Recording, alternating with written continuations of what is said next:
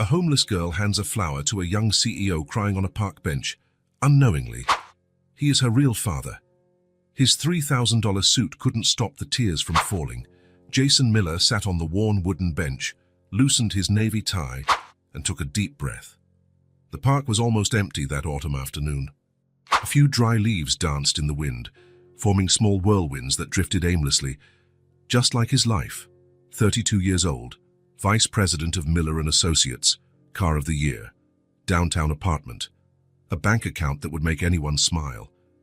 But there he was, a grown man crying in public like a child. Jason looked at his phone once more. The message was still there. "Si, we need to discuss your future at the company. Dinner tonight, 8 p.m. Dad." He knew what that meant. More responsibilities, more hours at the office, less life. His father, Robert Miller, didn't build a financial empire by being patient with feelings. Business is business, he always repeated. And Jason, the only son and heir, was expected to follow in his footsteps without question. A raindrop fell on his hand, then another. The sky was darkening, but Jason didn't care. Maybe the rain would hide his tears. "Why?" he murmured to himself, running his hands over his face. "What am I doing with my life?" The truth was simple and painful. He no longer recognized himself. The mirror showed a stranger with deep, dark circles under his eyes and a forced smile. His decisions weren't his own. His dreams had been replaced by his father's plans. Even his fiancée, Elizabeth, seemed more interested in the Miller surname than in him. The rain intensified but remained light. A few passers-by quickened their pace, opening colorful umbrellas. Jason remained motionless. He felt invisible, as if the world spun around him without noticing him. That's when he noticed movement nearby. Small footsteps. A child. A girl of about 5 years old was approaching. She wore a worn red coat, stained at the elbows, and a wool hat that partially covered her light hair. In her small hands, she held a daisy. A simple flower, white with a yellow center, the kind that grew on the edges of the park. She stopped in front of him, her eyes, a deep blue, fixed on his without hesitation. There was no pity in that gaze, only genuine curiosity. "Hi," she said, rocking on her heels. "Hi," Jason replied, quickly wiping away his tears with the back of his hand. The girl tilted her head as if analyzing a complex puzzle. "Why are you crying?" The question, direct and straightforward as only children can be, caught Jason by surprise. He opened his mouth to answer, but found no simple words to explain the emptiness he felt. "It's complicated," he said at last. "My mom says crying is good. It cleans you inside." Jason couldn't help but smile slightly. "Your mom sounds smart." The girl nodded seriously. "She's the smartest person in the whole wide world." For an instant, Jason's tears gave way to curiosity. Where did this child come from? Where were her parents? Her coat seemed too old, too small for her size. Her jeans had a patch on the knee. Her sneakers were worn at the toes. "What's your name?" Jason asked. "Sophie." "What's yours?" "Jason," Sophie smiled, revealing a missing front tooth. "Jason, that's a nice name." Then, without warning, she extended her hand, offering the daisy. "Here, I thought it might make you happy." The gesture, so simple yet so profound, made something inside Jason tremble. He looked at the small daisy, with its delicate white petals. In that child's hands, it was a precious gift, perhaps the most sincere he had received in years. Carefully, he took the flower. "Thank you, Sophie. That's very kind of you." She shrugged, as if to say it was nothing special. Everyone deserves a flower when they're sad. The rain was falling harder now. Sophie looked at the sky, and then at a distant point in the park. "I have to go. My mum's waiting for me." Before Jason could say anything, she had already turned around.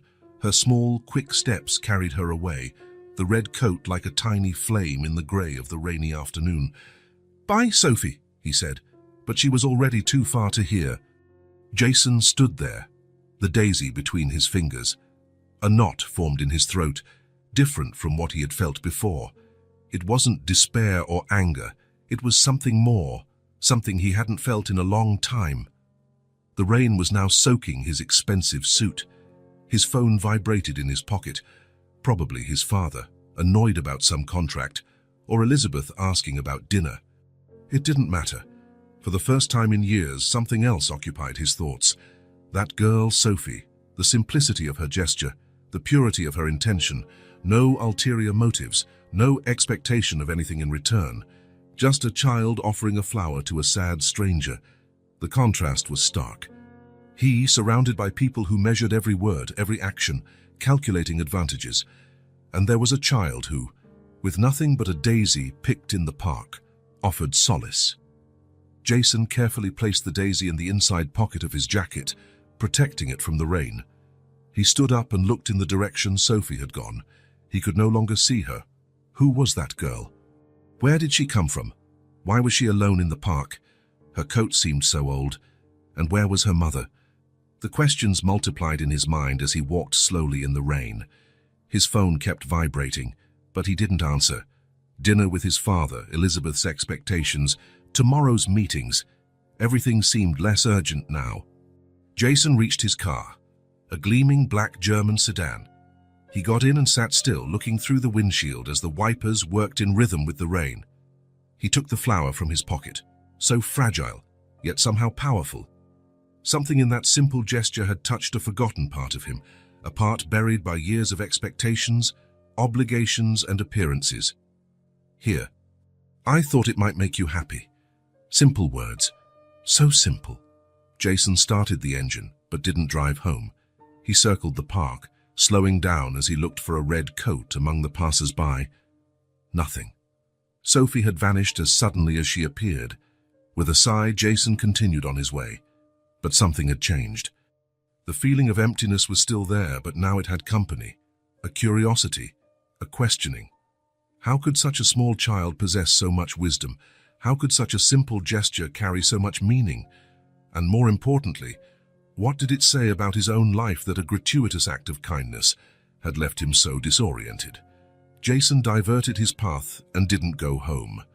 He needed to think, and for the first time in a long time, he wanted to think for himself, not following the script others had written for him. The image of Sophie wouldn't leave his mind. Those honest, direct blue eyes, that simple, beautiful daisy.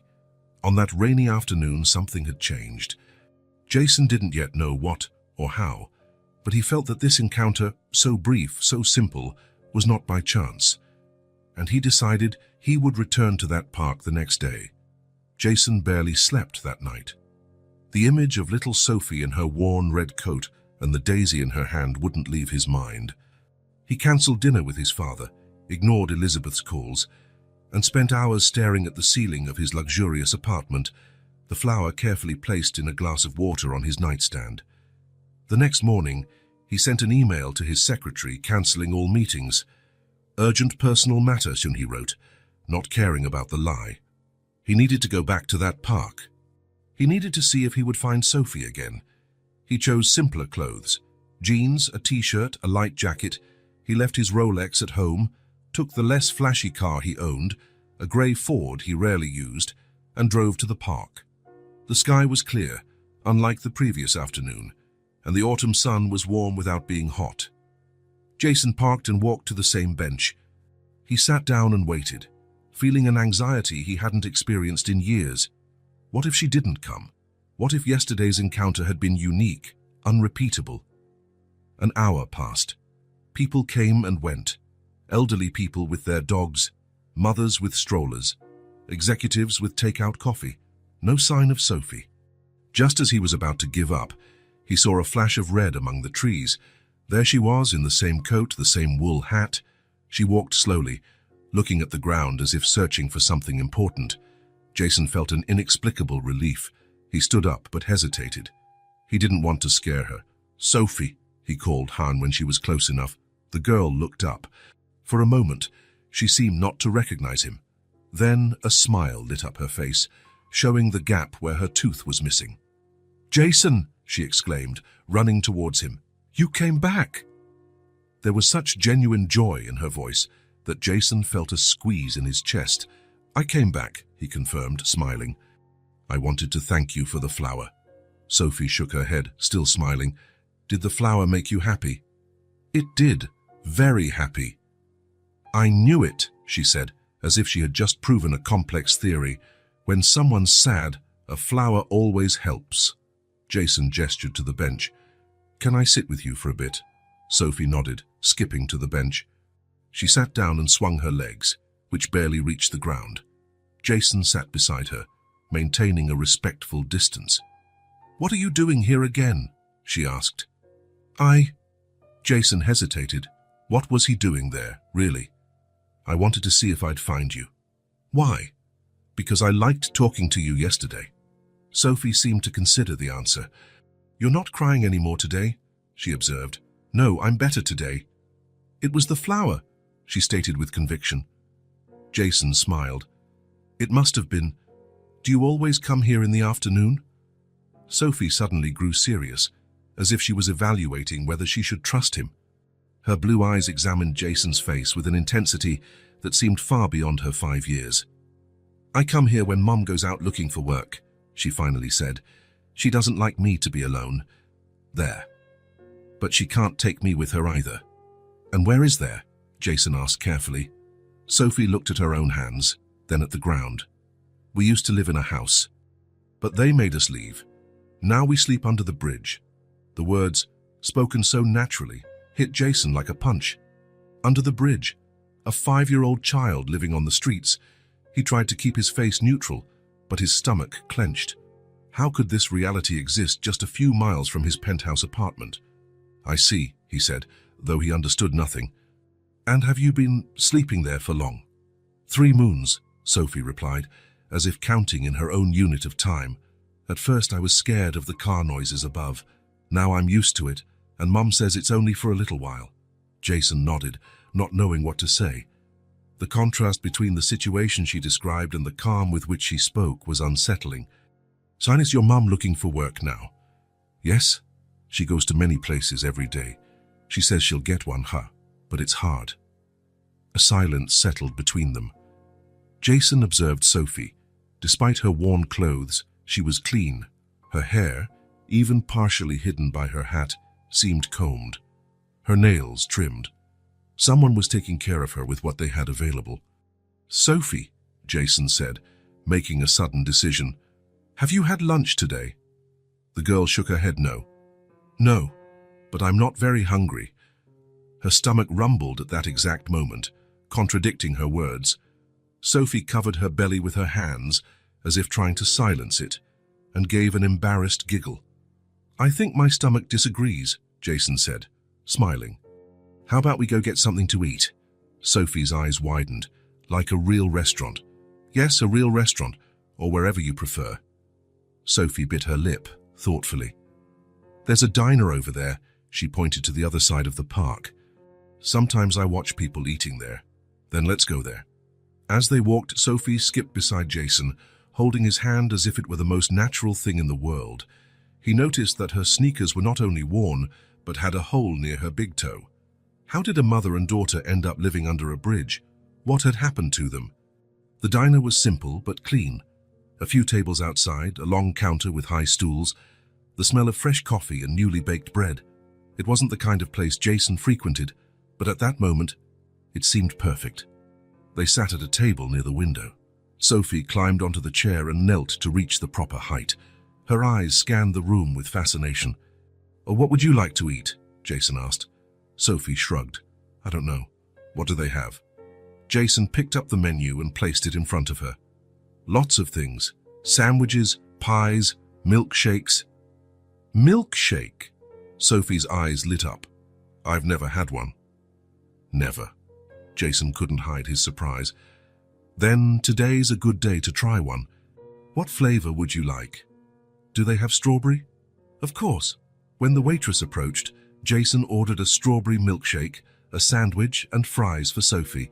For himself, just a coffee. Aren't you going to eat? Sophie asked, curious. I'm not hungry, but I'll try some of your milkshake if you let me. Sophie nodded solemnly. I'll share. While they waited, Sophie told him more about her life. She had just turned 5.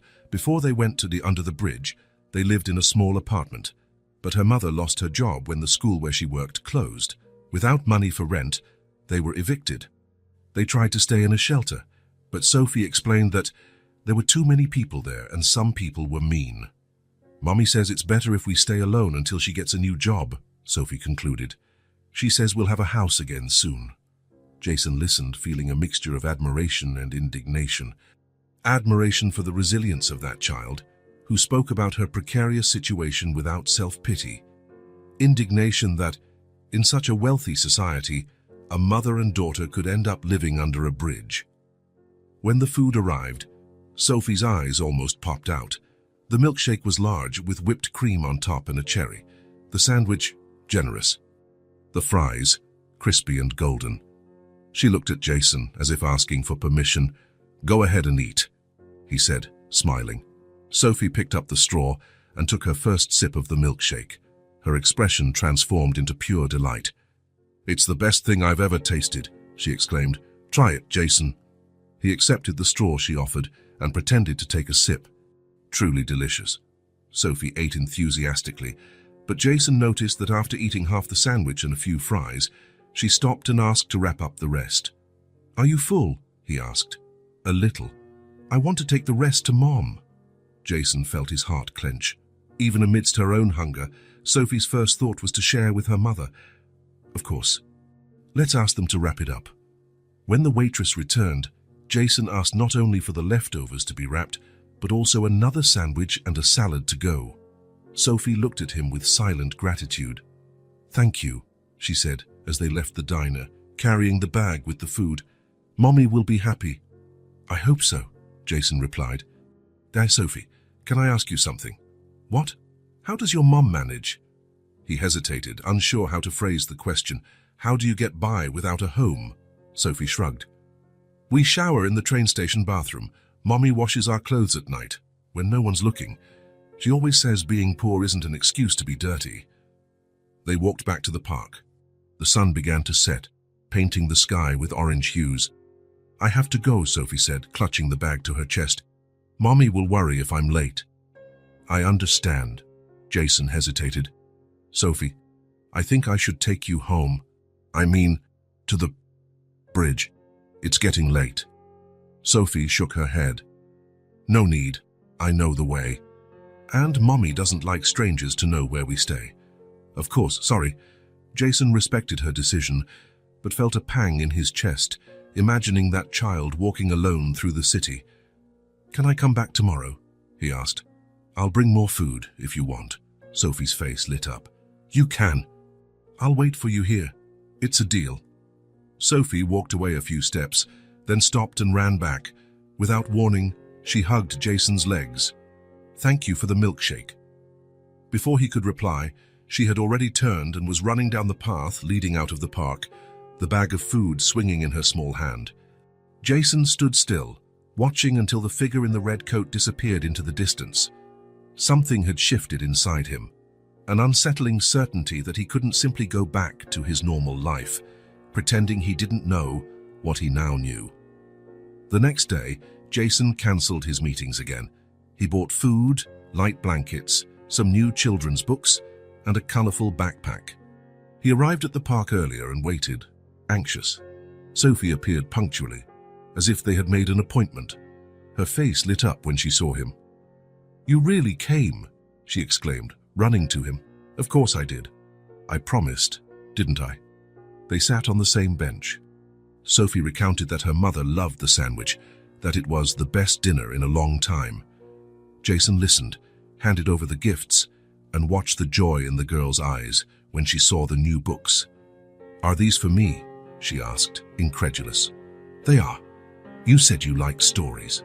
Sophie hugged the books to her chest. "Thank you, thank you, thank you." They spent the afternoon leafing through the books. Jason read some stories aloud, while Sophie listened with absolute attention. Again, they went to the diner. Again, Sophie saved half the food to take to her mother. On the third day, Jason brought more supplies, warm clothes, new socks, a small flashlight, hygiene products. Sophie accepted everything with a gratitude that made Jason feel both useful and inadequate. What were these small gestures in the face of the reality she faced? On the fourth day, it was raining. Jason imagined Sophie wouldn't come, but she appeared anyway. Her red coat soaked, her hair dripping under her wool hat. "You're drenched," Jason exclaimed, taking off his own coat to cover her. "It's nothing," she said, smiling. "I like rain." He immediately took her to the diner.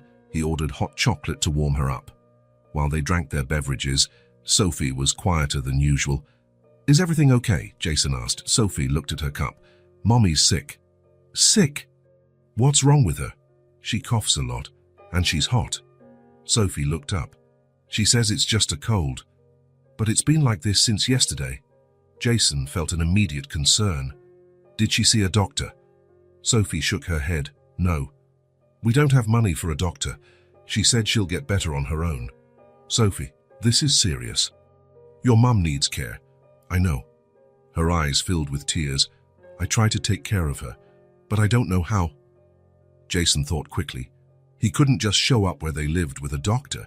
Sophie's mother would likely refuse help from a stranger. He needed to earn her trust first. "Sophie, I think, I want to meet your mom," he finally said. "And maybe I can help you both in some way." Sophie stared at him for a long moment, assessing the proposal. Then she nodded slowly.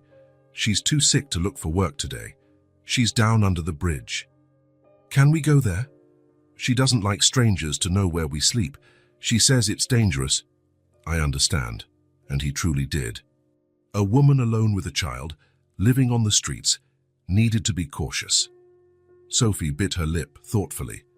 Then, as if making a big decision, she said, "Mommy says she's not hungry and lets me eat the bread.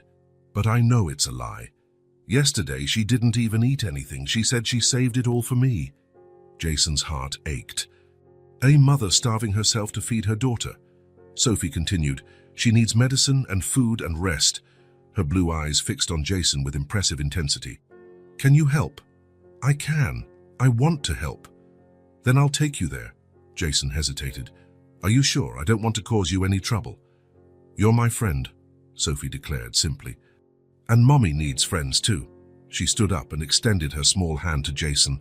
He took it, feeling a strange emotion, a mix of gratitude and responsibility. "Shall we go now?" he asked. Sophie nodded. "Let's go." "It's a bit far, but I know the way." Before they left, Jason bought more food to go, including a hot soup, tea, and some basic flu medicine from the nearby pharmacy. Sophie waited patiently, holding his hand as if she feared he might change his mind. They started walking, leaving the park behind. Sophie held Jason's hand confidently, guiding him through less busy streets. They didn't talk much now. Jason felt the weight of the situation, the responsibility of entering Sophie and her mother's world. As they walked, he thought about what he would say, how he would introduce himself, what he could offer. He didn't want to seem condescending. He didn't want the help to seem like charity or, worse, to have ulterior motives. The rain had stopped, but the sky remained grey. The streets became less and less busy as they went. They passed old buildings, closed shops, broken sidewalks, a world just a few miles from the financial district where Jason worked, but which seemed to be on another planet. Sophie interrupted his thoughts. "Say, it's just over there," she said, pointing to a bridge crossing a small river. "We stay underneath." Jason looked at the bridge in the distance. Cars passed overhead, oblivious to the fact that, meters below, people lived, slept, dreamed. People like Sophie and her mother. They descended a dirt path muddy from the recent rain. Sophie walked with the ease of someone who knew the terrain well, while Jason tried to keep his balance. They passed tall bushes, then a broken fence. "It's here," Sophie finally said. Under the bridge, protected from the rain but not the dampness, was a small makeshift camp. Cardboard boxes served as walls. Thin blankets were spread on the ground. A worn backpack, some plastic containers, carefully folded clothes. Everything extremely organized, considering the circumstances. In one corner, lying on a pile of blankets, was a woman. Even from a distance, Jason could hear her difficult breathing, interrupted by fits of coughing. "Mommy," Sophie called softly, approaching. "I brought a friend. He wants to help." The woman turned with difficulty, Her hair was light like Sophie's but pulled back in a messy bun, her face pale and tired, her eyes feverish. Jason stepped forward, preparing to introduce himself. That's when the dim light filtering through the sides of the bridge better illuminated the woman's face. He froze. He knew that face. He knew those eyes. "Claire?" The name came out as an incredulous whisper. The woman blinked several times as if she couldn't believe what she was seeing. "Jason!" Her voice was hoarse, almost unrecognizable. "Is that really you?" Sophie looked from one to the other, confused. "Do you know each other?" Neither of them replied. The past had just collided with the present, under the cold, damp structure of a bridge. The world stopped. There, under the damp, cold bridge, time froze. Cars continued to pass overhead. The river flowed below, but between Jason and Claire, everything was suspended. Claire rose with difficulty, leaning on one elbow. Her face, already pale from fever, completely lost its color. Her blue eyes, identical to Sophie's, widened in shock and disbelief. "Jason," she repeated, her voice weak. "It can't be." Jason remained motionless, unable to process what he was seeing. Claire Bennett, the same Claire who had disappeared from his life 6 years ago without a trace. The same Claire whose smile still occasionally visited his dreams. The same Claire who swore eternal love that summer night. So long ago. Now here, sick, sheltered under a bridge. The words died in his throat. Claire pulled the thin blanket closer to her body, in an instinctive gesture of protection. Her hands trembled, not just from the fever. "You shouldn't be here," she said, looking away. The shame was palpable in her voice.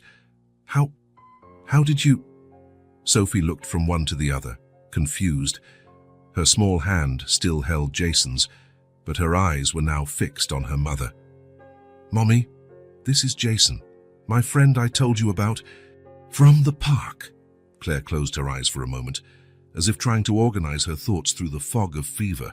"Sophie, come here," she asked, extending her hand to her daughter.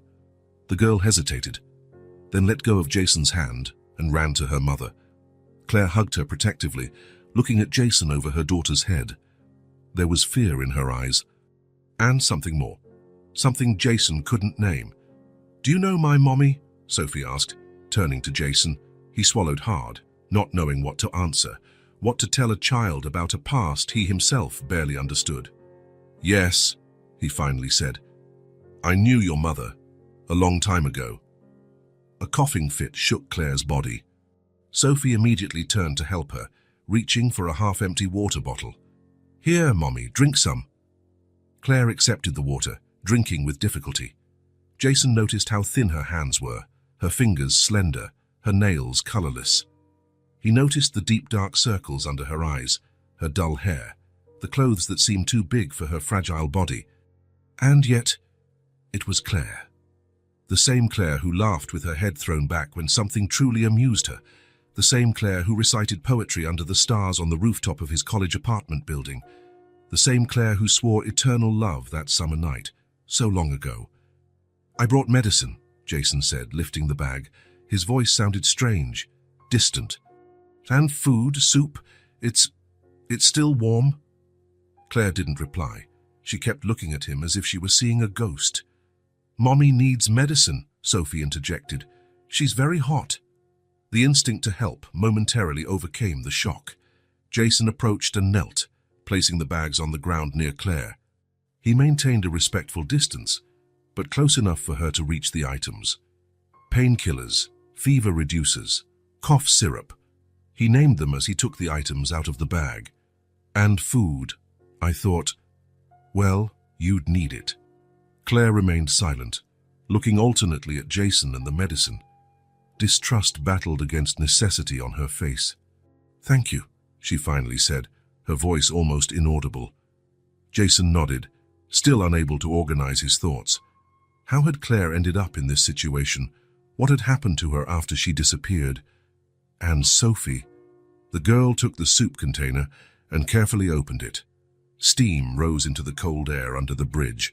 "Look, Mommy, warm soup. It'll make you feel better." Claire looked at her daughter with a mixture of gratitude and sadness. "Thank you, dear." "Jason bought it," Sophie said, proudly. "He buys yummy things." Claire's gaze met Jason's again. There was a whirlwind of emotions there, impossible to fully decipher. Gratitude, shame, confusion, fear. "You've been kind to my daughter," Claire said, choosing her words carefully. "She was kind to me first," Jason replied, trying to keep his voice steady. "She gave me a flower when I needed it." An uncomfortable silence settled. Sophie, oblivious to the tension, arranged the soup in a small makeshift plastic container. "How?" Jason began, but stopped. There were so many questions, so many things he wanted to know. But the moment wasn't appropriate. Claire was sick, vulnerable. This wasn't the setting for a confrontation about the past. "You don't have to say anything," Claire interrupted, as if reading his thoughts. "Not now." Jason nodded, understanding. The past would have to wait. "You need a doctor," he said instead, looking at Claire's feverish face. "I'm fine, it's just a cold." "It doesn't look like just a cold. You have a high fever, Claire, and that cough." "Mommy worked in the rain the day before yesterday," Sophie informed, still busy with the soup, handing out flyers. Jason felt a tightening in his chest. The image of Claire, the brilliant literature student he had known, handing out flyers in the rain was too painful to contemplate. "Let me help," he pleaded, his voice softer now. "I can take you to a hospital. I can—" "No." The answer was quick and firm, despite her weak voice. "I don't need charity." "It's not charity, Claire. It's—" "What? What was it?" "Obligation, guilt." He still couldn't name what he felt at that moment. He only knew he couldn't just turn his back and walk away. "Mommy, Jason's nice," Sophie insisted, offering the soup to her mother. "He tells pretty stories." A slight smile appeared on Claire's tired face. "He always was good with words," she murmured, more to herself than to others. The memory hit Jason like a wave. Claire, sitting on the campus lawn, laughing as he tried to improvise a poem. "You're terrible with words," she would say. "But I love you anyway." The past was there, between them, as present as the cars passing over the bridge, as real as the dampness seeping through their clothes, as inescapable as the river flowing meters below. "I'll let you eat in peace," Jason said, standing up. The situation was too overwhelming. I'll come back tomorrow, if you allow it, to see how you're doing." Claire didn't reply immediately. She took the soup Sophie offered and took a small sip, as if she needed time to think. "Why?" she finally asked. Why would you do this?" The question contained 6 years of silence, 6 years of absence, 6 years of unanswered questions. "Because Sophie helped me when I needed it," Jason replied. It was true, though not the whole truth. "And because you need help now." Claire studied his face for a long moment, then, slowly, she nodded. "All right," she said, her voice a little firmer. "But I don't want to talk about before. Not now." "I understand. I'll respect that." Jason looked at Sophie, who was observing the conversation with curiosity. "I'll be back tomorrow, Sophie, I promise." "Will you bring more stories?" the girl asked, her face lighting up. "Of course. As many as you want." Claire watched the interaction with a complex expression, as if trying to solve a difficult puzzle. "Until tomorrow, then," Jason said, addressing them both. Then, looking directly at Claire, he added, "If you need anything before that, anything at all." He took a card from his pocket and placed it on top of one of the bags. "Boy, my number hasn't changed," he said, knowing she would understand the implication, that all those years, part of him still hoped she would call. Claire didn't reply, but her eyes fixed on the card for a moment before returning to the soup. Jason left that place feeling as if he were walking in a dream. With each step away from the bridge, the reality of what he had just discovered hit him harder. Claire, Sophie, a bridge, a past he had never truly left behind. In the days that followed, Jason established a routine. In the mornings, he sent excuses to the office. "Urgent personal matter," he now said. In the afternoons, he brought supplies for Claire and Sophie. Food, warmer blankets, medicine, children's books.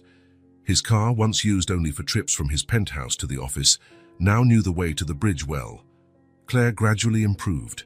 The fever subsided, the cough diminished, but the discomfort between them remained, an invisible barrier erected by time and silence. They didn't talk about the past. They didn't mention college, shared dreams, the plans they made. They didn't touch on the subject of Claire's sudden disappearance, the hundreds of unanswered calls, the fruitless searches.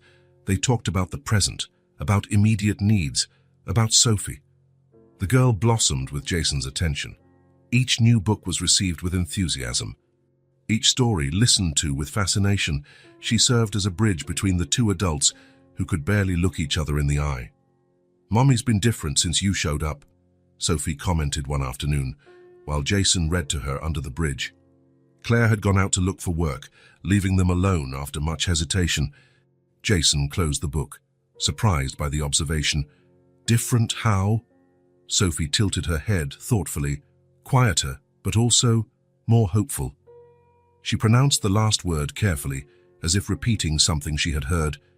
"She smiles more when she thinks I'm not looking." Jason didn't know how to respond. The child's keen perception surprised him. "That's good, isn't it?" Sophie asked, worried by his silence. "Yes, it's good," he replied, smiling slightly. "Hope is always good." When Claire returned that afternoon, she looked exhausted. Another fruitless job search. Another closed door. Another, "We're sorry, but we have no openings at this time." "Nothing?" Jason asked softly, as Sophie played with some improvised toys he had brought. Claire shook her head, sitting heavily on the blanket. "Nothing. I tried 3 places today. One of them said they'd call me, but..." She shrugged, the gesture conveying years of disappointments. Jason took a deep breath, gathering his courage. "Claire, I want to help, really." "You're already helping," she replied, gesturing to the supplies around them. "More than you should." "It's not enough," Jason insisted. "You can't keep living here. Winter is coming. Sophie needs..." "Do you think I don't know that?" Claire interrupted, her voice tense. "Do you think I don't think about it every minute of every day?" Jason recoiled, realizing his mistake. "Sorry, I didn't mean..." "I know," Claire sighed, running a hand over her tired face. "I know your intentions are good, but understand, Jason, it's not that simple." "What's not simple?" "Accepting help. From you, especially." The past lurked between the lines of that conversation, a past they were both determined not to mention. "I have a vacant apartment," Jason said, deciding to take a risk. "It was my grandfather's. It's been empty for years. You could..." "No," Claire cut him off. "I can't accept that." "Why not?" "It's just a roof, Claire. A safe place for Sophie." The mention of her daughter hit Claire. She looked at Sophie, who was building and unbuilding a small tower with colorful blocks Jason had brought, oblivious to the tense adult conversation. "She deserves better," Claire murmured. "She deserves so much more than this." "Then let me help," Jason insisted. "Not for you. Not for me. For her." Claire looked long at Sophie, then at the small space they had made into a home in recent months. The blankets, the boxes, the few belongings meticulously organized.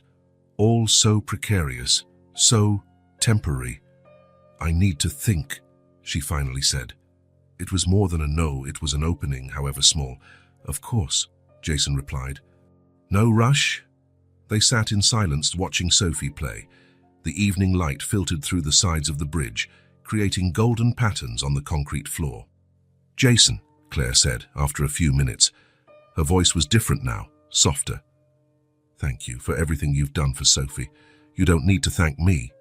"Yes, I do." She looked up. "You had no obligation." "Perhaps not, but I wanted to." A small smile appeared on Claire's face, the first he had seen since their reunion. Fragile, hesitant, but a smile. "I'll think about your offer," she said, carefully. Jason nodded, feeling that something had changed, a small crack in the wall that separated them. "And that's all I ask." The past was still there, heavy and unresolved between them, but for the first time, Jason felt that perhaps there was a way forward, uncertain, difficult, but a way. And for now, that was enough. 3 weeks passed since the reunion under the bridge.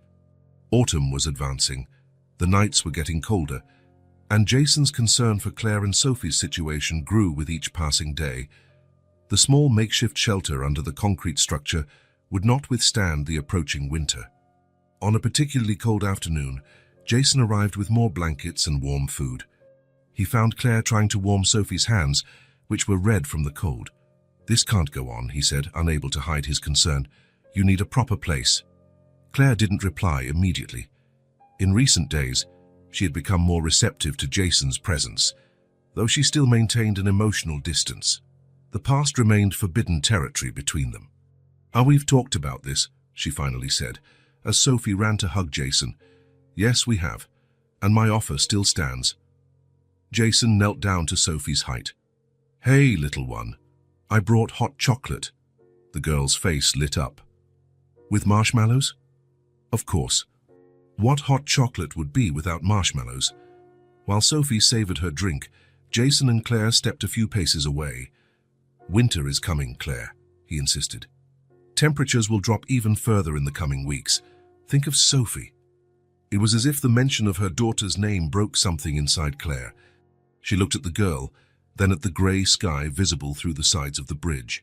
"And then what happens?" she asked, her voice low. "We move into your empty apartment.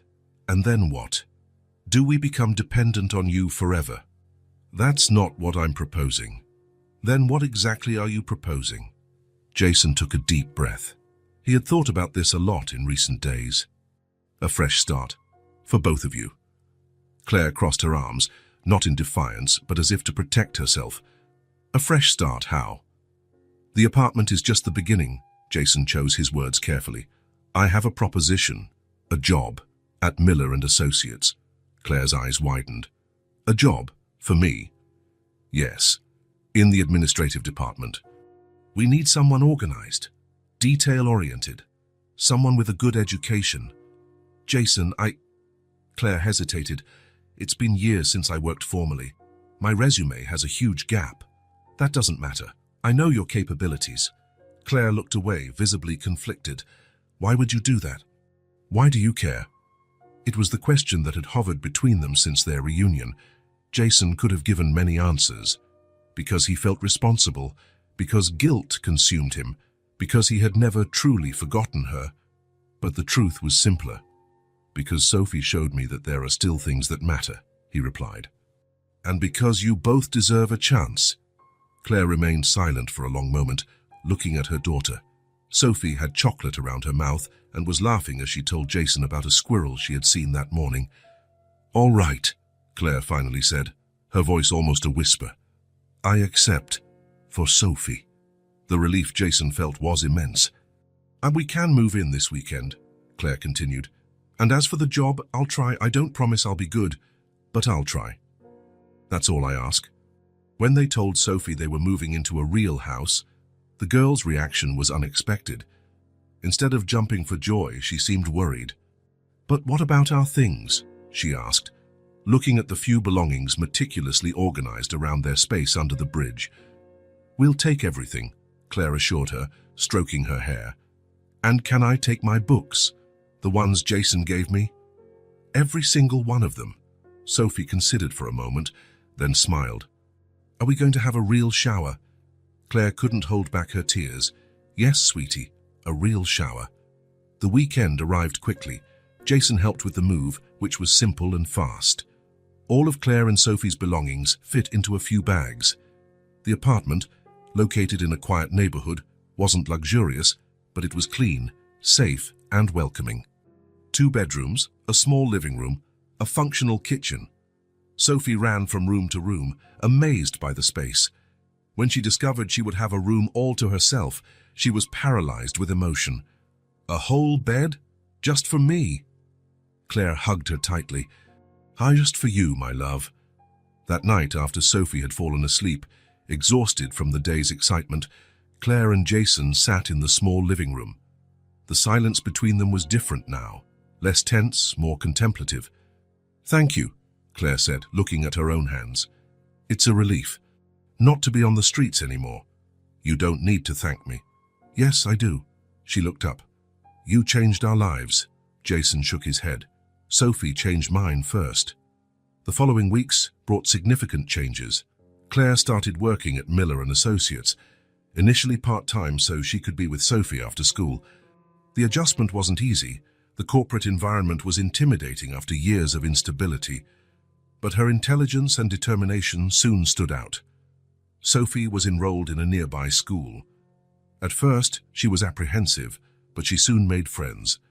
Her new clothes, her colorful backpack, and the certainty of having a home to return to did wonders for her self-confidence.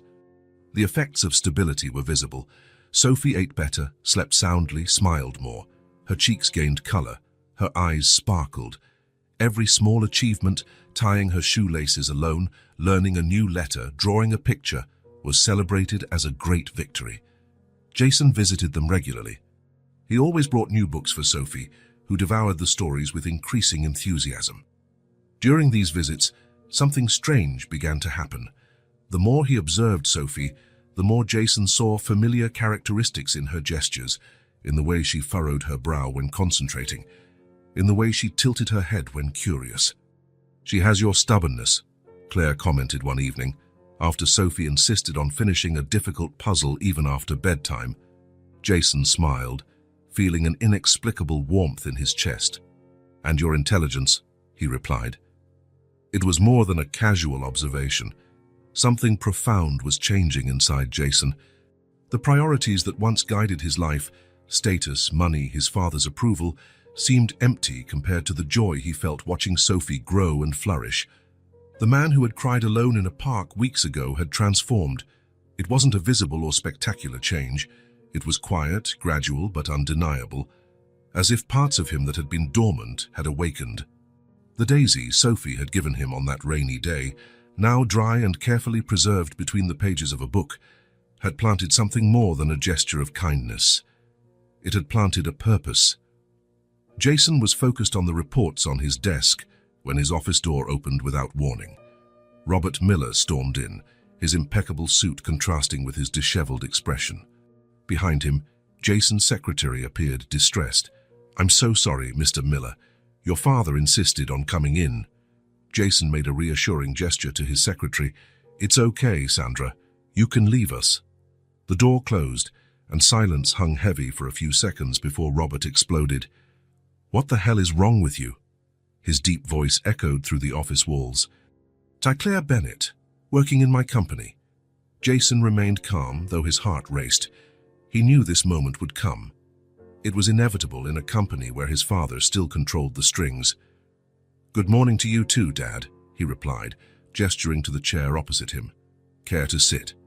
"I don't want to sit." Robert slammed his palm on the desk. "I want an explanation. Now." Jason took a deep breath. In recent weeks, he had purposely avoided his father.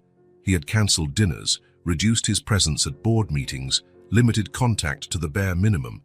He knew Robert would eventually notice, but he hoped to have more time before the confrontation. "Claire has been in the administrative department for almost a month. She's doing an excellent job." "I don't care if she's doing an excellent or terrible job. What I care about is why my son, my only son, hired that." Robert paused, as if searching for the right word, but decided not to complete the sentence. "What is she doing here?" "We needed someone qualified." "Claire has the right background." Robert let out a dry, humorless laugh. "Don't insult my intelligence, Jason. She disappeared from your life 6 years ago, vanished without a trace, and now, coincidentally, she reappears and you hire her." He leaned over the desk, bringing his face closer to his son's. "What does she want?" "She doesn't want anything," Jason countered, his voice firmer now. "She was struggling, I helped her. It's as simple as that." "Simple?" Robert scoffed. "Nothing is simple when it comes to that woman. Never was." There was something in the way his father spoke about Claire that deeply bothered Jason. A disdain that seemed too personal, too specific. "What do you have against her, anyway?" he asked, studying his father's reaction. "You never really knew her." A strange gleam passed through Robert's eyes. "I know enough. I know the type. Comes from nowhere, no connections, no background, and suddenly she's involved with the heir to one of the biggest companies in the city." He shook his head. "You were too naive to see it." "But I wasn't." Jason felt growing irritation. Claire never cared about money or status. They all say that, Robert retorted with disdain. And you believed it, like a lovesick schoolboy. Jason stood up, facing his father. That's not how it is. Claire is... She came back to ruin your life, Robert interrupted, his voice cutting. First, she emotionally ensnares you. Then she asks for a job, then a raise, then a promotion. Then come the bigger demands, maybe even a board position to compensate for the hard years she went through. Jason shook his head, incredulous at his father's cynicism. You don't know what you're talking about. Claire was in a terrible situation when I found her, homeless, jobless. Robert made a dismissive gesture. Touching story. Probably rehearsed to hit you exactly where you're most vulnerable. Your soft heart has always been your weakness. My soft heart, as you call it, is what prevents me from becoming you. The words came out before Jason could stop them. Robert's face hardened. What does that mean? It means there's more to life than spreadsheets, contracts, and profit margins.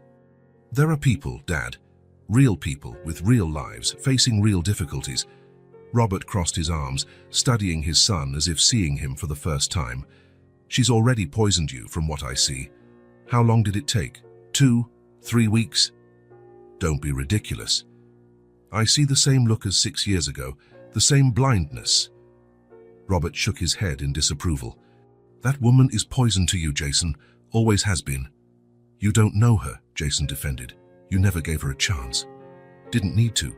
I saw enough to know she wasn't right for you, for our family, for Miller and Associates. Something in the way Robert spoke sparked a suspicion in Jason, a doubt that had been dormant for years. It was you, he said, his voice low. 6 years ago, when Claire disappeared. You had something to do with it, didn't you? Robert's brief silence was more revealing than any answer. I did what was necessary. For your sake, for the company's sake. The office seemed to spin around Jason. Memories flashed back. Claire suddenly disappearing, without explanation. The unanswered calls, the desperate search, the pain that had consumed him for months, years. What did you do? He asked, his voice almost unrecognizable. What any father would do. Robert adjusted his jacket, unperturbed. I protected your future from an opportunist. How? I offered her a choice. To leave your life or watch your future be compromised. I explained that you had a legacy to uphold, that you needed someone of your social standing, someone who understood our world. Robert spoke as if discussing a business strategy. She made the right choice, at that time. Now she's back, obviously realizing what she lost. Jason felt a rage he had never experienced before. Back then, I was young. You decided everything for me. His voice was controlled but heavy with emotion. But not anymore. You're making the same mistake, Robert insisted. Only now the consequences will be worse. You have responsibilities, a position to maintain. She never asked for anything. I was the one who offered help. I was the one who insisted. And that's exactly how it starts, Robert raised his voice. First she reluctantly accepts, then she becomes indispensable, and before you know it, she'll be controlling you, the company, everything we've built. Get out of my office, Jason said, standing up. The resolve in his voice surprised even himself. Jason, get out. Now, Robert hesitated, surprised by the firmness in his son's voice. You're not thinking clearly. For the first time in years, I'm thinking with absolute clarity, Jason retorted. You will not interfere in my life again. You will not harm Claire. Are you threatening me? Robert seemed genuinely shocked. I'm setting boundaries. Finally. The two men stared at each other, the silence laden with decades of unspoken expectations, of control disguised as guidance, of love distorted by ambition. You'll regret this, Robert finally said, heading for the door. Say when she shows her true intentions, don't say I didn't warn you. If I find out you've done anything to harm her, Jason replied, each word weighing like a stone, you'll lose a son. Robert stopped with his hand on the doorknob. For a moment, it seemed he would say something more, but he just shook his head and left, closing the door with unnecessary force. Jason collapsed into his chair, exhausted. His world had just been turned upside down. The suspicions he'd had, the doubts about the past, all now seemed to point in a terrifying direction. His own father had orchestrated Claire's disappearance. The confirmation came like a punch to the gut. For 6 years, he had carried the pain of abandonment, questioning what he had done wrong, why he wasn't enough. And all that time, his father manipulated the behind-the-scenes of his life like a corporate chess game. Jason looked out his office window at the city stretching out below. Somewhere, Claire and Sophie were rebuilding their lives, finally with some stability and security. He wouldn't allow his father to destroy that again. It was time to break the pattern, to stop being the obedient son who followed the path laid out by Robert Miller, to become the man he wanted to be, not what he was expected to be. Jason picked up the phone. There were decisions to make, truths to confront. But one thing was clear: he was determined to follow his own path, regardless of the consequences. The revelation about his father's role in Claire's disappearance tormented Jason for days. He slept poorly, worked distracted, and his visits to Claire and Sophie became more frequent, almost desperate, as if he feared they might disappear again. Claire noticed the change. She perceived his prolonged gazes, his hesitant questions, the way Jason watched Sophie with an almost painful attention. She knew the moment she dreaded was approaching. On a Friday evening, after Sophie had fallen asleep, Claire invited Jason for tea in the apartment's small kitchen. The silence between them was heavy with unasked questions, with unspoken truths. "You're different," Claire commented, placing the cup in front of him. "Did something happen?" Jason stared at the warm liquid, gathering his courage. "I spoke to my father," he finally said, "about you." Claire paled. Her hand trembled slightly as she placed her own cup on the table. "What did he say?" "Enough." Jason looked up to meet her eyes. "He admitted that he drove you away, that he forced you out of my life." Claire looked away, fixing her gaze on the window where night had completely fallen. "That was a long time ago." "Not for me." Jason leaned forward. "I spent 6 years wondering what I had done wrong, why you had just disappeared." "It wasn't your fault," Claire murmured. "It never was.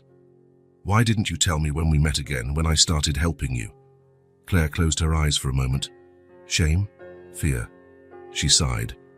"At first I thought it would be temporary, that you would help and move on with your life. I didn't want to complicate things." "Complicate?" Jason shook his head. "Claire, I had a right to know." "I know that." Her voice was almost a whisper.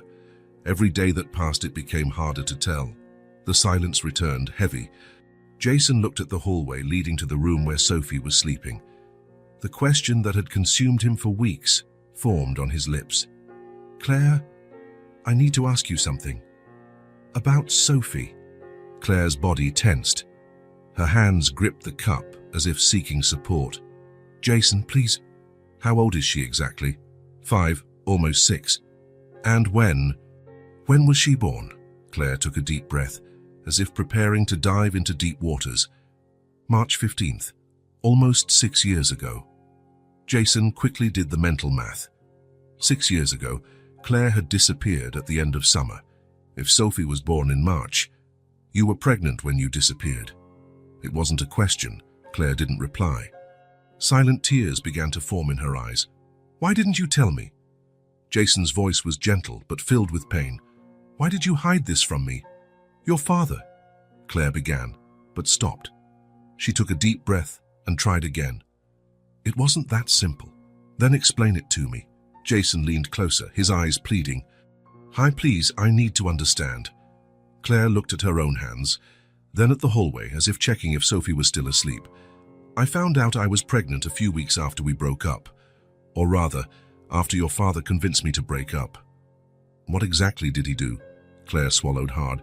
"He called me to his office, said I was too poor for you, that I was hindering your career, your future." Her voice trembled.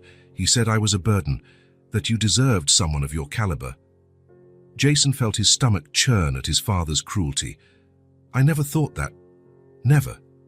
"I know that now." Claire smiled sadly. "But back then, I was 22, Jason.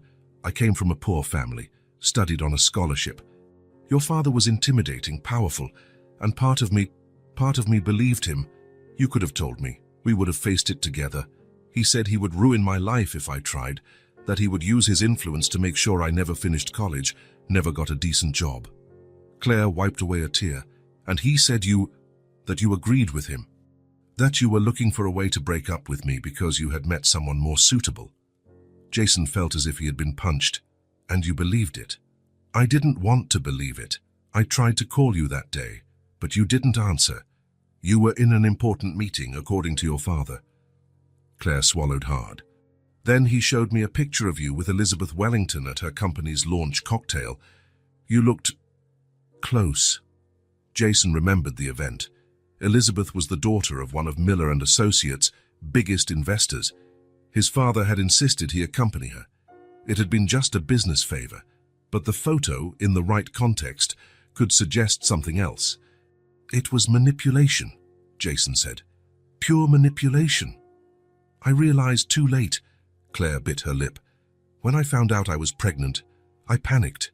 I tried to find you, but your father intercepted. He said you didn't want to be a father, that it would ruin your plans. Jason closed his eyes, feeling nauseous. He had no right. I was young and scared. Claire's voice faltered. He offered me money to disappear, to not have the baby. Jason opened his eyes, horrified. My God. I refused the money. A shadow of pride passed over Claire's face, but I agreed to disappear. For everyone's good, I thought, so as not to complicate your life. To protect my baby from disdain. Jason reached out across the table, touching Claire's fingers lightly. Sophie, he murmured. Sophie is... Claire nodded, tears now flowing freely. She's your daughter, Jason. Although he had suspected it, although the evidence was there in Sophie's eyes, in the shape of her face, hearing the words spoken aloud was as if the world stopped spinning. Jason felt the air leave his lungs. My daughter, he repeated, his voice broken. I have a daughter. I'm so sorry. Claire gripped his hand tightly. I'm so sorry I didn't fight harder. For not trusting you, for letting him separate us. Jason barely heard her. His mind was filled with images of Sophie offering him the flower in the park, Sophie laughing as he read stories, Sophie sleeping peacefully in the next room, unaware that her biological father was sitting in the kitchen, discovering her existence. 5 years, Jason murmured. I missed 5 years of her life. She adores you, Claire said softly, from the very first day, as if something inside her knew. Jason could no longer contain his emotions. He covered his face with his hands, his shoulders shaking with silent sobs. Claire stood up and walked around the table, hugging him without saying a word. They stayed like that for a long time. Jason feeling the weight of all he had lost, of all his father had stolen from him. Sophie's first smile, her first steps, her first words, years of love and moments that would never return. When he finally calmed down, Jason wiped his face and looked at Claire. I need to know her. Really? As a father, I know. Are we going to tell her? Claire hesitated. I think so. When you're ready. When we both are. Jason nodded. Then a new wave of emotion hit him. Why did you come back? Why now? Claire sighed. It wasn't planned. I had a stable job, a small apartment, but the school where I worked suddenly closed. I tried to find another job, but without success. She shook her head. Our savings ran out. The landlord evicted us. We had nowhere to go. And you ended up under the bridge, Jason completed. His voice choked. Yes, the rest you know. Claire smiled faintly. Sophie finding you in the park, the flower. As if destiny was correcting a mistake, Jason murmured. For a moment, they were silent, absorbing the magnitude of what had been revealed. Then Jason stood up, walking to the window. He looked out at the city, at the lights that dotted the night. I'm going to make this right, he said, more to himself than to Claire. I'm going to be the father she deserves. I know you will. Jason turned, his face marked by tears, but his eyes determined. My father won't interfere again. I won't allow it. Jason, he's powerful, and resentful. "I don't care." The determination in his voice was palpable. "I have something more important to protect now. Something he tried to take from me." At that moment, looking at Claire, Jason felt that everything finally made sense. The inexplicable sadness that had accompanied him for years, the emptiness that no professional success could fill, the constant feeling that something fundamental was missing from his life. Now he knew what it was. And he was determined not to lose another single day. "We're going to be a family," he said, his voice firm despite the emotions. "The way we should have been from the start." Claire nodded, her eyes shining with a mixture of hope and caution. "One step at a time." "One step at a time," Jason agreed, but in his heart he knew there was no turning back. The man in the park, crying alone on a bench, had found something far more valuable than any business success. He had found his purpose, and he was willing to fight for it with all his might. The Miller mansion stood imposing against the afternoon sky, its windows reflecting the setting sun. Jason stopped his car at the beginning of the circular driveway and took a deep breath. In recent weeks, after discovering the truth about Sophie, he had avoided this confrontation, but he could no longer postpone it. Robert Miller was in his private study, a glass of whiskey in hand, reviewing documents when his son entered without knocking. The patriarch looked up, surprised by the intrusion, but his face quickly assumed its usual impassive expression. "I finally remembered you have a father," he commented, placing the glass on the table. "I thought you had disappeared like your friend used to do."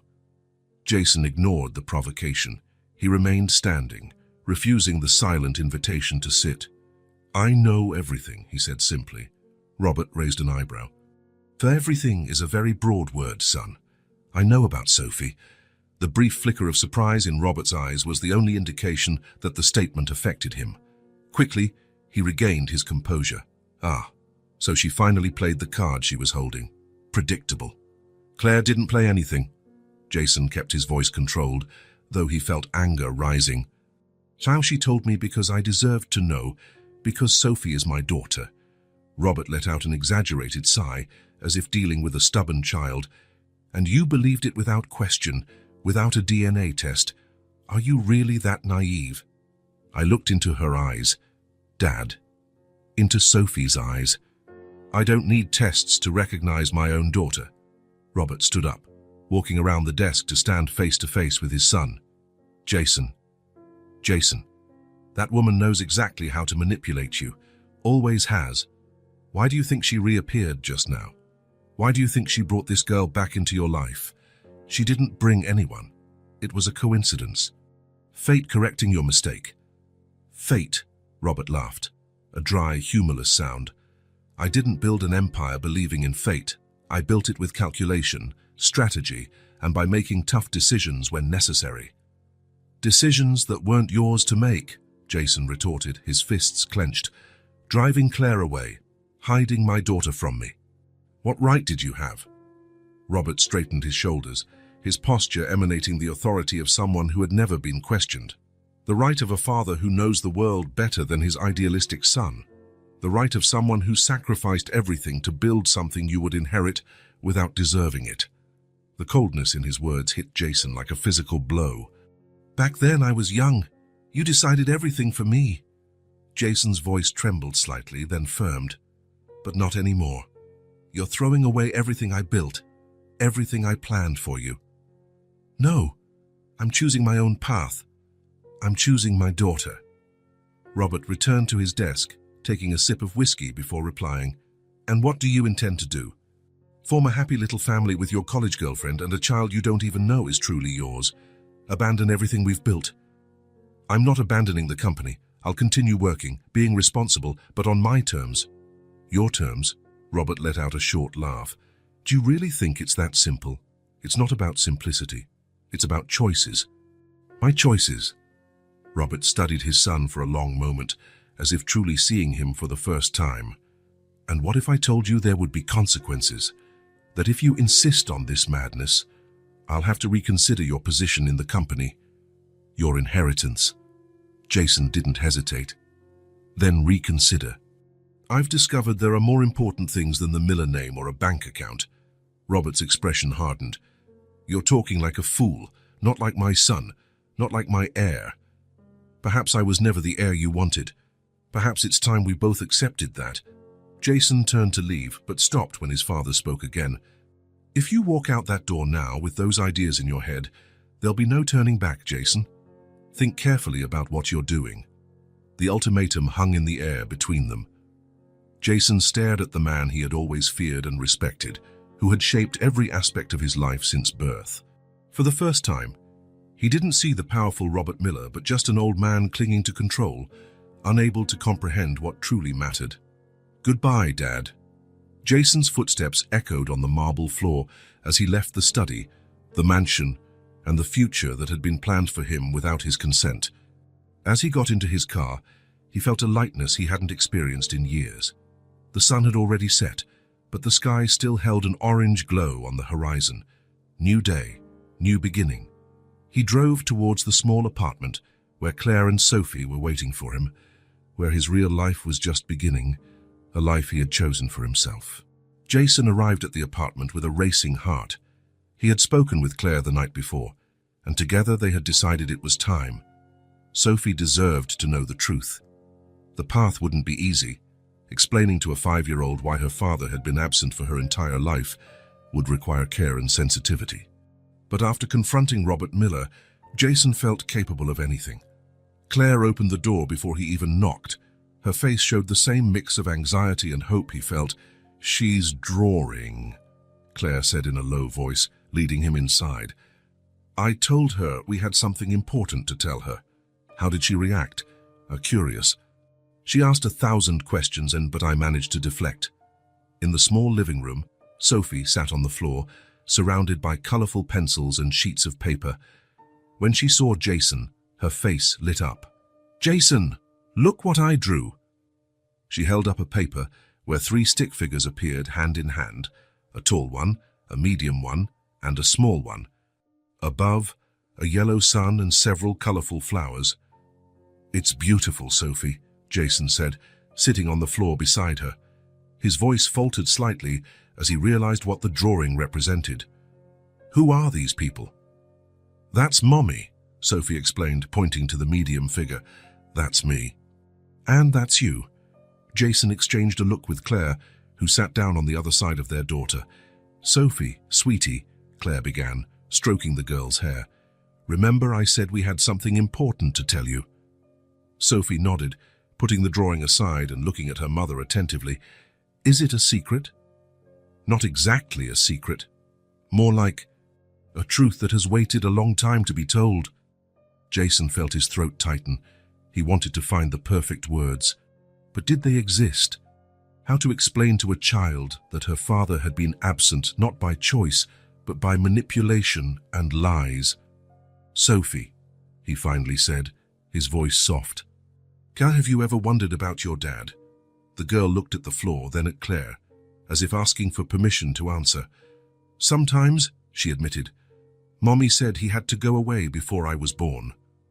"And that's true," Claire interjected. "But it's not the whole truth." Sophie tilted her head, confused. "Your dad never knew about you," Claire continued, holding her daughter's hand. "He didn't know you existed until recently." "Why?" "Because complicated things happened between us, grown-up things that made us separate before I could tell him about you." Sophie processed the information slowly, her brow furrowed in concentration. "Does he know now?" she finally asked. "John, is he going to come visit us?" Claire looked at Jason, signaling it was time. "Sophie," he said, his voice choked, "I've already met your dad. In fact, I am your dad." The silence that followed seemed to last an eternity. Sophie looked at Jason, then at Claire, who nodded in confirmation, and Satis. The girl stood motionless, her blue eyes, so much like Jason's, wide with surprise. "You?" she finally murmured. "You're my real dad?" "Yes," Jason replied, feeling tears form. "I'm your dad, and I'm so sorry for not having been with you from the beginning." Sophie continued to stare at him, as if trying to fit this new information into her small world. "You didn't know about me." "I didn't know. If I had known, I would have been with you every day, every minute. "Why didn't you tell him, Mommy?" Sophie asked, turning to Claire. Claire took a deep breath, her eyes moist. "Because I made a mistake, sweetie. I believed things that weren't true. I thought it would be better that way, but I was wrong." Sophie looked back at Jason, studying his face with surprising intensity for someone so young. Then, without warning, she moved closer to him and touched his face with her small hands, as if to confirm he was real. "Your eyes are like mine," she said. "Mommy always said that." "Yes," Claire confirmed. "You have your father's eyes." Sophie continued examining Jason's face, tracing his eyebrows, his nose, his chin. It was as if she was trying to recognize parts of herself in him, to connect with what had always been missing. "I knew it," she finally whispered, a smile beginning to form on her lips. "I knew you were special." "You knew?" Jason asked, trying to control his emotion. Sophie nodded seriously. "Since that day in the park, when you were crying, I felt it here." She pointed to her own chest. "Like I already knew you." Jason could no longer hold back the tears. They fell freely as Sophie, in a gesture that would change his life forever, threw her small arms around his neck. "I knew you were special." "Daddy?" The word, so simple yet so powerful, washed over Jason like a wave. Daddy. He was a father. He was Sophie's father, the father of the most extraordinary girl he had ever met. He hugged her carefully, as if he feared she might fall apart in his arms. Over his daughter's shoulder, he saw Claire crying silently, her hands covering her mouth to muffle her sobs. "Can I call you Daddy every day now?" Sophie asked when she finally pulled away. "Every day," Jason promised. "Forever." Sophie smiled, revealing the gap where her tooth was missing. "And are you going to live with us?" Jason looked at Claire, whose face now showed a mixture of emotions he couldn't fully decipher. That's something your mom and I need to talk about," he replied carefully. "Why?" Sophie asked, childlike simplicity confronting adult complexities. "Families live together." Jason gathered all the courage he had. The journey that began in that rainy park, with a flower and a kind gesture, had now reached a decisive moment. "Claire," he said, extending his hand to her, "shall we try to be a family?" Claire hesitated only for an instant before taking his hand. "Yes," she replied, her voice almost a whisper. "Let's try." Sophie clapped her hands, beaming. "We're going to be a real family." That night, after Sophie had fallen asleep, exhausted from all the day's excitement, Jason and Claire sat on the apartment's small balcony. The stars sparkled in the dark sky, silent witnesses to a new beginning. "Are you sure?" Claire asked. "About us?" "I've never been so sure of anything," Jason replied. "I lost 6 years. I don't want to lose another day. It won't be easy. Your father, I've dealt with him." Jason held Claire's hand. "I chose you. I chose our family." In the weeks that followed, life completely transformed. Jason found a house in a quiet neighborhood, not far from Sophie's school.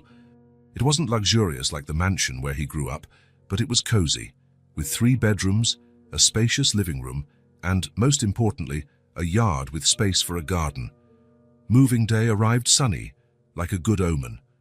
Sophie ran from room to room, amazed by the space that was now her home. "My room is big," she exclaimed, "and it has a window that looks out at the garden." Jason and Claire watched, smiling, as she explored every corner of the house. "I have a surprise for you," Jason said, taking Sophie's hand. "In the backyard." He led her to the back of the house, where, under the shade of a large tree, stood a small wooden playhouse, painted in bright colors, with real windows and a tiny door Sophie could easily open. "It's yours," he said, "your very own space." Sophie's eyes widened in awe. "My house. Your house inside our house," Jason explained. Sophie ran to the playhouse, opened the door and peered inside. There were colorful cushions, small shelves for her books, even a tiny table where she could draw. "It's perfect," she shouted, jumping with joy. Then, suddenly, she stopped and looked at the adults. "You can come in too whenever you want. It's our family house. Jason felt his heart swell with a love he never imagined possible. "Thank you, Sophie." In the following weeks, the garden began to come to life. Jason and Sophie planted flowers, mostly daisies, in homage to that first offer of friendship in the park. Claire cultivated aromatic herbs in small pots. Little by little, the space transformed just like them. On a Sunday afternoon, while Jason was assembling a small picnic table near Sophie's playhouse, he observed his new family. Sophie was picking flowers for an arrangement she wanted to make. Claire, sitting on a bench under the tree, watched her daughter with a serene smile. Jason approached and sat beside her. "Are you happy?" he asked. Claire watched Sophie run through the garden, stopping here and there to pick another flower, her laughter echoing through the yard. Then she looked at the house behind them, at the curtains she had sewn herself, at the photographs that were already beginning to fill the walls, new memories being created every day. "Now we have a home." "And peace," she replied, her eyes shining with tears of joy. "It's more than happiness, it's completeness." Sophie ran to them, her arms full of colorful flowers. "Come play with me," she invited, pulling both their hands. "In my playhouse." Jason and Claire let their daughter lead them, bending down to enter the small wooden structure. They sat on the tiny benches while Sophie served imaginary tea in plastic cups, chattering about fairies living among the garden flowers. It was a simple, everyday scene, but for Jason, it was a miracle. The small family that almost didn't exist now flourished like the daisies in the garden. The journey hadn't been easy. There was pain in the past, challenges in the present, uncertainties in the future.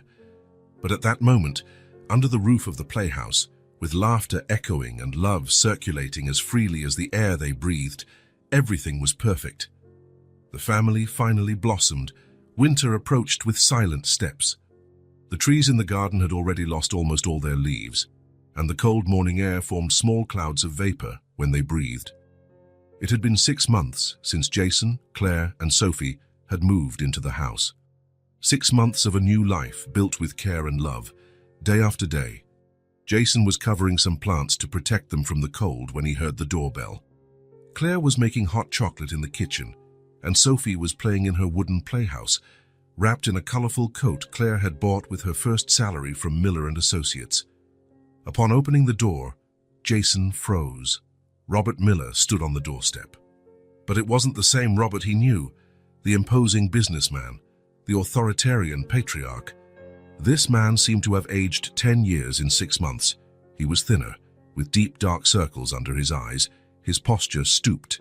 Even his impeccable suit couldn't hide the signs of fragility. "Dad, what are you doing here?" Robert hesitated, a rare occurrence for a man accustomed to dominating every situation. "May I come in?" "I didn't come to argue." Jason hesitated, instinctively protective of his new home, but something in his father's gaze, a vulnerability never before seen, made him step aside and open the way. In the simple but cozy living room, photos of the small family decorated the walls. Sophie's drawings, carefully framed, rested on the fireplace. A real home built with affection, not ostentation. "How did you find us?" Jason asked, after they both sat down. "I still have my resources." A ghost of a smile passed over Robert's tired face. "But I'm not here to interfere." "Then why are you here?" Robert looked at his own hands, and which trembled slightly, a nervous gesture so atypical of him that Jason felt a pang of concern. "I'm sick, Jason. Cancer. Advanced. The doctors say I have 6 months, maybe less." Jason felt as if the ground had opened beneath him. Despite everything, despite the mistakes, the manipulations, the lies, it was his father. "Why didn't you tell me before?" "Pride. Stubbornness." Robert shrugged. "Pick your flaw." Claire appeared at the living room door. Upon seeing Robert, she froze. Their last encounter had been 6 years ago, in a luxurious office, when he had driven her out of his son's life. "Mr. Miller," she said, her voice controlled. "Claire." Robert nodded in acknowledgement. "You look well." "I am." She placed the tray on the table, hesitantly. An uncomfortable silence hung between them until Robert spoke again. I would like to meet her. Sophie. The word surprised everyone. If you'll allow it. Claire looked at Jason, a silent question in her eyes. Why? Jason asked. Well, after everything you did, why now? Robert took a deep breath as if gathering strength. I hid everything from you. Not just Claire, but my fears, my insecurities. I thought I was protecting you, but I was protecting myself. He looked at the photos on the wall. I'm sick. I don't want to spend my last days alone. Can I meet my granddaughter? The request hung in the air like an autumn leaf, fragile, inevitable. Jason felt the weight of years of hurt, of pain, of lost opportunities, but he also felt something more, the possibility of healing, not just for his father, but for all of them. It's your decision too, he said to Claire. Claire studied the man who had caused her so much harm. Then she looked at Jason, at the man he had become despite everything. Sophie deserves to meet her grandfather, even if for a short time. Jason hesitated, then nodded and went out into the garden. Sophie smiled when she saw him approach. Daddy, look what I found. She showed him a small rock with colorful specks. And it's beautiful, he said, bending down. Sophie, there's someone in the house who wants to meet you. Who? It's my father. Your grandpa. Sophie's eyes widened. I have a grandpa. Yes, he's been away for a while, but now he wants to meet you. Sophie pondered this for a moment, with the seriousness that sometimes appeared on her young face. Is he nice? Jason hesitated. How to explain Robert Miller to a 5-year-old? He's trying to be better. Sophie nodded, accepting the answer with the simple wisdom of children. Can I take him a present? Of course, if you want. Sophie looked around the winter garden. Most of the flowers had already withered, but in a corner protected by the house walls, some daisies resisted the cold. She ran over and picked one, holding it carefully. Ready? We can go. Hand in hand, they entered the house. In the living room, Robert waited tensely. Claire watched attentively, like a silent guardian. Upon seeing Sophie, Robert straightened up. Jason noticed the exact moment his father recognized the family traits in the girl's face. Sophie, Jason said, gently. This is your grandfather, Robert. The girl studied the older man with the frankness of children.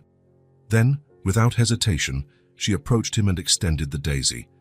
I brought this for you. It's from our garden. Robert, the man who had commanded empires, accepted the flower with trembling hands. His eyes filled with held-back tears. Thank you. It's very beautiful. Flowers make people happy, Sophie declared with conviction. When I first met Daddy and he was sad, I gave him a flower and it worked. Robert looked at his son, surprised. That's how we met, Jason explained. Sophie found me crying in a park. She offered me a daisy. And now you're a family, Robert concluded, looking at the flower in his hand. Thanks to a flower.